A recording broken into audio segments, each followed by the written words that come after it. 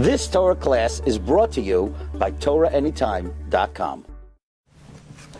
Okay, good morning everyone. Shalom Aleichem, Baruchim Abbaim. Hope everyone had a good week. I want to share with you some two ideas on the Parsha, and then we'll have a shiur on Tefillah. We know there were a number of people that were not able to bring the Karban Pesach because they were Tameh. They were Oisek in the coffin of Yosef, they were Tameh Meis. And there's no option. They were stuck. They were Tameh, and therefore they could not be Makriv, the Karban Pesach. And they came to Moshe Rabbeinu with the Taina, Lama Nigara Levilti Hakrivas Karban Hashem b'mayadoi b'soich b'nei Yisrael. Why should we lose out? It's interesting. What do you mean, why should you lose out? You're not losing out. You're a Tameh, there's nothing you could do. But they felt that it was an opportunity that they were not going to have the privilege to partake in. And they had this insatiable urge and drive and desire to come close to Hashem. And yes, and they came to Moshe Rabbeinu with a taina, Lama nigara levilti hakriv es karban Hashem b'mayadai.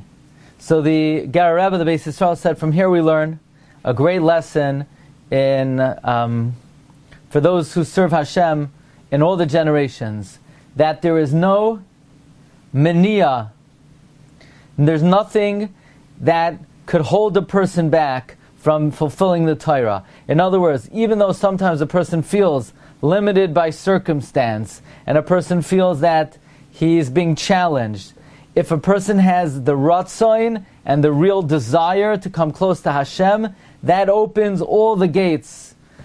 Like, it's not actually a word of, it's not a divrei chazal, but it is something that the Chidah mentions in a number of places. Ein davar oimed b'fnei haratzai. Nothing could stand in the way of real desire. The Sifsei Tzaddik brings in the name of his grandfather, the Chiddushei Harim.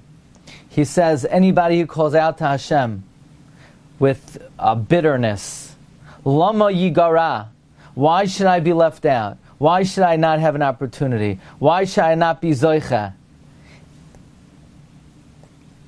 Nevertheless, HaKadosh Baruch Hu will create new avenues to serve Him. Because think about it. These people, they were down and out. They were tameh. There was no way for them to connect. There's no way for them to access. There was no way for them to serve Hashem in this way. And nevertheless, look what happened. The Rebbe Hashem created a brand new mitzvah. So that means like this: if a person feels that they're limited by circumstance to serve Hashem, to learn Torah, through a tefillah of why should I be left out, HaKadosh Baruch Hu will open new avenues. In fact, the Chiddushei Harim said that we have a similar thing by the Bnei Slavchad. They brought, through their efforts, a new Parsha of the Torah was discovered. In other words, through the Bnei Slavchad, Moshe Rabbeinu asked HaKadosh Baruch Hu, what should be, can these women inherit their father? And Hashem said, oh yeah. So they also, so to speak, invented a new parsha, but there's a very big difference between what happened here in Parshas Behaloischa and what happened with the Bnei Slavchad. Because by the Bnei Slavchad, Rashi brings that the parsha of what to do when there's no ben, that was already written lamala bin shamayim. It wasn't given yet. But when it comes to the Pesach Sheni, that mitzvah not only wasn't given, it wasn't invented. It didn't exist. And through their tefillah of Lama Nigara, HaKadosh Baruch Hu created a new halacha in the Torah. Think about what happened. There was a mitzvah that did not exist. There was a way to come close to Hashem that did not exist. What brought it into being? This impassioned plea of those who were tameh, when they cried out Lama Nigara,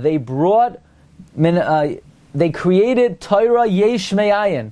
They created a new avenue, Yesh Me'ayin. What an awesome opportunity and possibility that a Jew has, that through a sincere tefillah of why should I be left out, why should I lose out, that one could create a new avenue of closeness with HaKadosh Baruch Hu.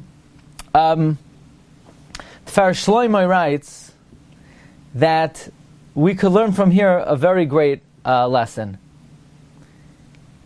He says, if a tefillah of why should I lose out, why should I not have the opportunity to come close to Hashem, if that tefillah is so powerful that it could create a new avenue that did not exist before, then alachas kama v'kama, like we see by the Bnei Slavchad, where that din was created, it just was not brought down. Certainly the tefillah could bring it down. And what about when it comes to the third Beis HaMikdash, which we know is already built in Shamayim, and it just has to come down? It doesn't have to, it's not yesh me'ayin, it's not ex nihilo. It already is extant. We're just waiting for it to be brought down. So imagine if we would all cry out, Ribono Shel Olam, Lama Nigara, why shouldn't we have a Beis HaMikdash?